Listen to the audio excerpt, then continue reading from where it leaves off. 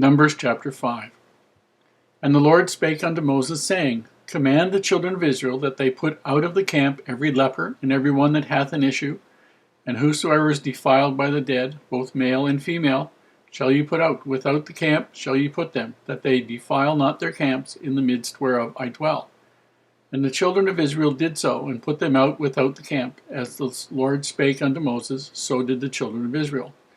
And the Lord spake unto Moses, saying, Speak unto the children of Israel, when a man or woman shall commit any sin that men commit, to do a trespass against the Lord, and that person be guilty, then they shall confess their sin which they have done, and he shall recompense his trespass with the principal thereof, and add unto it the fifth part thereof, and give it unto him against whom he hath trespassed.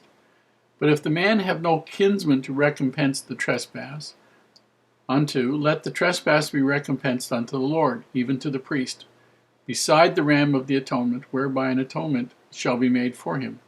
And every offering of all the holy things of the children of Israel, which they bring unto the priest, shall be his. And every man's hallowed things shall be his. Whatsoever any man giveth the priest, it shall be his.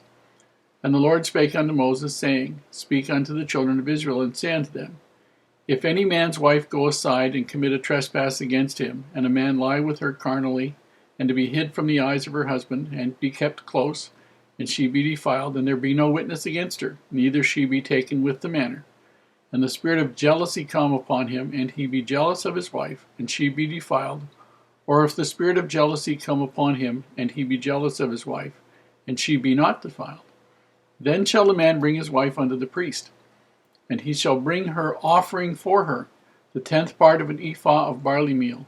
He shall pour no oil upon it, nor put frankincense thereon. It is an offering of jealousy, an offering of memorial, bringing iniquity to remembrance. And the priest shall bring her near, and set her before the Lord. And the priest shall take holy water in an earthen vessel, and of the dust that is on the floor of the tabernacle, and the priest shall take, and put it in the water. And the priest shall set the woman before the Lord, and uncover the woman's head, and put the offering of memorial in her hand, which is the jealousy offering. And the priest shall have in his hand the bitter water that causeth the curse. And the priest shall charge her by an oath, and say unto the woman, If no man have lain with thee, and if thou hast not gone aside to uncleanness with another instead of thy husband, be thou free from this bitter water that causeth the curse.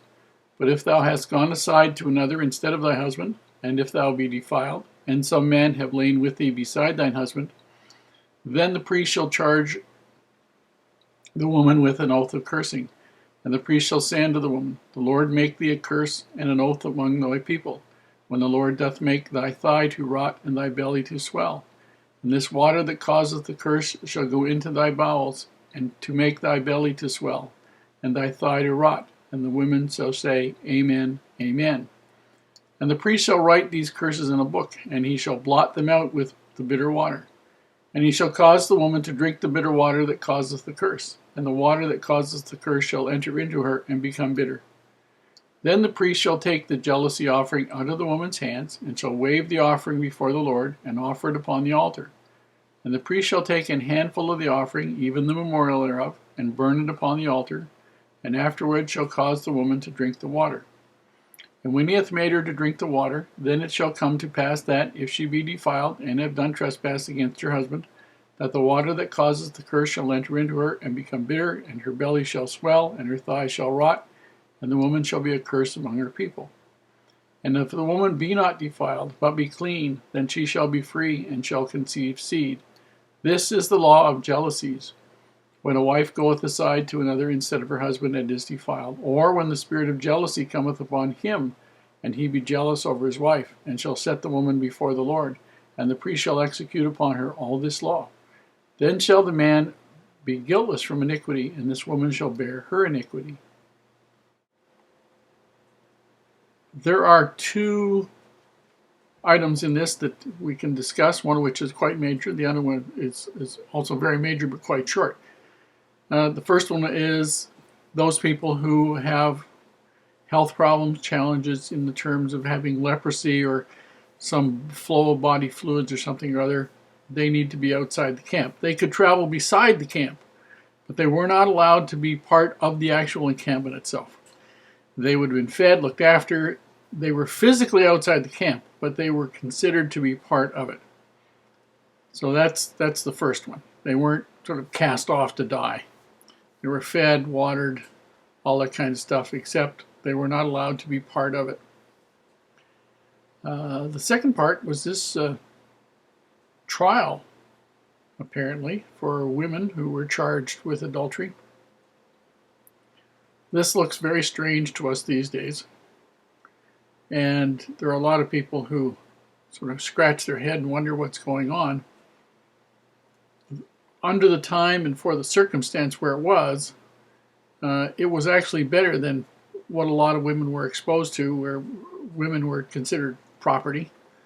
And if you had a jealous husband in any other society other than the Jews, if a man believed his wife had committed adultery, he could simply kill her. However, here, there was a procedure. And the procedure was designed to protect the woman. It wasn't an easy thing necessarily, but it imposed problems on the husband, and it imposed a process on the woman, and if she was innocent, then it protected her and exonerated her. Got to remember what the circumstance was. If a man was jealous, and he had no proof that his wife had committed adultery, so there's no witnesses or anything. If there were witnesses, if she was taken in the act along with the guy, both her and the guy were killed. Stoned to death. No questions asked. That's just the law. That's the way it happened. But it talks about if the guy is taken over the spirit of jealousy and he accuses his wife. There's a whole procedure he had to go through. Now, in the time of Moses, they would take and present the wife and a sacrifice before the priest, and the priest had outlines the procedure that he went through. And the advantage for the woman of that procedure was that if she passed it, which I suspect the vast majority of them did, she was exonerated.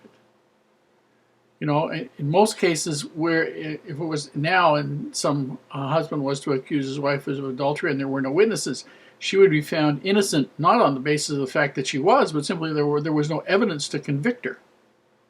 But in this particular case, if she went through the drinking the bitter water and her thigh didn't rot,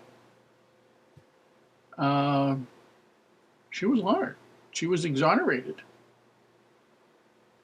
And that basically had the capacity to rebuild the trust there, if the husband was willing. Later on, after the time of Moses, the right to make the decisions was reserved by the Sanhedrin, which was the high council in Jerusalem. And so if a man accused his wife, he first had to take her to the local judges, and they had to try and they'd had to hear his accusation and her denial, her protestation of innocence. And if once they heard both, then they could send the two of them on to Jerusalem, where the Sanhedrin went through the same procedure that the priest was expected to hear. And if the woman passed, she was considered absolutely innocent, proven innocent, because God did not afflict her with any of the curses. Now, when you're living in a time where husbands have almost the right of death, this was a remarkable procedure that safeguarded the rights of the women. Might not be what we would think would be fabulous today, but in those days, this was really incredible and quite something very unique.